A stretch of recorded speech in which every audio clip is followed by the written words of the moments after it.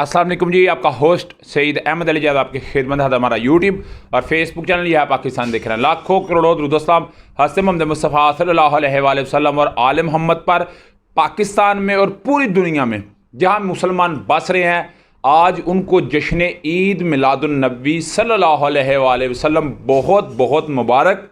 अल्लाह ताला आज के दिन के सदक़े हमारी मुश्किलात को आसान फरमाए, आपकी मुश्किलात को आसान फरमाए, इस मुल्क के अंदर या जो ओवरसीज़ है ये तमाम की मुश्किलात को आसान फरमाए। इस दिन के सदक़े अल्लाह पाक पाकिस्तान भी अपना रहम फरमाए और पाकिस्तान के अंदर जो हालात हैं, जो एक गुर्बत है, अल्लाह ताला उसको दूर फरमाए। अल्लाह ताला सब के लिए आसानियाँ पैदा फरमाए। आज मेरा व्लॉग भी इसलिए लेट हुआ है कि सुबह से, क्योंकि ये एक बड़ा रहमतों, फजीलतों और बरकतों का दिन भी होता है और महीना भी ऐसे चल रहा है, तो फिर इस तरह की जो है वो समेटनी तो लाजमी होती है। तो जुम्मे का भी दिन था, आज तो 2 ईदें हैं अल्हम्दुलिल्लाह। तो ये एक मेरा मैसेज था आप तक, इसको लाजमी अपने कमेंट बॉक्स में खैर मुबारक मुझे कहना है। अल्लाह ताला आपका हामी नासर हो। अभी हम चलते हैं अपने सियासी विदा की जानब। तहरीक इंसाफ के लिए रात को एक मैं तजिया सुन रहा था, चले मैं वहीं से आपको थोड़ा सा बताता हूँ। उस तजिए से मैंने एक बात ड्राइव की कि तहरीक इंसाफ के लिए जो एक स्क्वायर बनाया जा रहा है कि तहरीक इंसाफ का जो चेयरमैन है और तहरीक इंसाफ की जो पार्टी है उसको इसमें घेरेंगे, मगर तहरीक इंसाफ लगता है कि उसने कोई फैसला कर लिया हुआ है।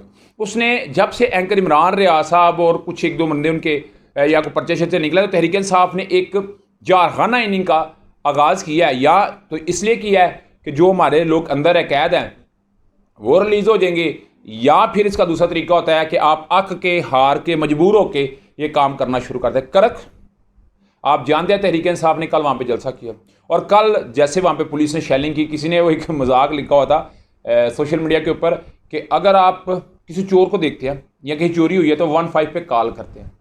तो 15 पे जब आप कॉल करते हो तो पुलिस लेट आती है, मगर जब भी आप तहरीक इंसाफ का झंडा या तहरीक इंसाफ का स्लोगन नारा बुलंद करते हो तो आपको पता भी नहीं चलता, आनन फनन पुलिस आ जाती है। तो ये एक मरहला है। तो करक के अंदर कल ऐसा ही हुआ, शेलिंग भी हुई, मगर तहरीक इंसाफ जिस तरह जिस अजमा के साथ या जिस लोगों का एक जमे गफ़ीर था, उस सारे मामले के अंदर जो है वो आवाम आती है और इज्तिमा के अंदर शमूलियत होती है, फिर उस पर शेलिंग भी होती है। मगर इस सारे को देखते हुए तहरीक इंसाफ ने बरोज़ इतवार यानी कि डे आफ्टर टुमारो, परसों जो है, आज फ्राइडे है और कल का छुट्टी करके परसों जो इतवार वाले दिन पेशावर के अंदर एक बड़े जलसे का ऐलान कर दिया। और इस बड़े जलसे के अंदर डेफिनेटली उनकी क़यादत भी आएगी, उनके लोग भी आएंगे, डेफिनेटली गिरफ्तारियां भी होंगी, डेफिनेटली पकड़ तकड़ भी होगी, मगर वहाँ पे मीडिया भी होगी, वहाँ पे सोशल मीडिया भी होगी। क्या सीन बनेगा एक बड़ा सवाल होगा। मगर तहरीक इंसाफ ने मैंने आपको कहा ना कि एक जारखाना जो है पुलिसी को अडाप्ट कर लिया है। मगर इसी के साथ साथ अगर मैं अनवारुल्लाह काकड़ साहब की बात करूँ तो BBC को उन्होंने इंटरव्यू दे दिया है।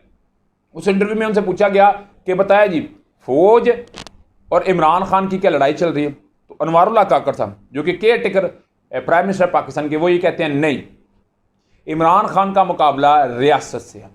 अभी याद रखिएगा, कश्मीर कहता है, जो कश्मीर है ना, मकबूजा हमारा कश्मीर है, वो कहते हैं हमें एक अलग रियासत बनाई जाए। अभी रियासत क्या है, जरा रियासत की डेफिनेशन सुनिएगा, जिसमें लोग, जिसमें फौज, जिसमें चलो लोग तो होते ही हैं, जिसमें फौज अपनी हो, जिसमें अदालतें अपनी हो, जिसमें निज़ाम आपका अपना हो, अदलिया मुकन्ना इंतजामिया आपकी हो, आप रियासत है। अल्हम्दुलिल्लाह पाकिस्तान एक रियासत है, ठीक है। वो कहते हैं रियासत से के साथ मुकाबला, रियासत में अव्वल जो नंबर पे आती है वो अवाम आती है, पॉपुलेशन आती है। क्या तहरीक इंसाफ का चेयरमैन पॉपुलेशन से लड़ाई कर रहा है? अगर तो वो पॉपुलेशन से लड़ाई कर रहा है, अगर वो लोगों से लड़ाई कर रहा है, अगर वो आबादी से लड़ाई कर रहा है, तो फिर आप जनवरी की बजाय नवंबर में इंतखाबात करवाएं।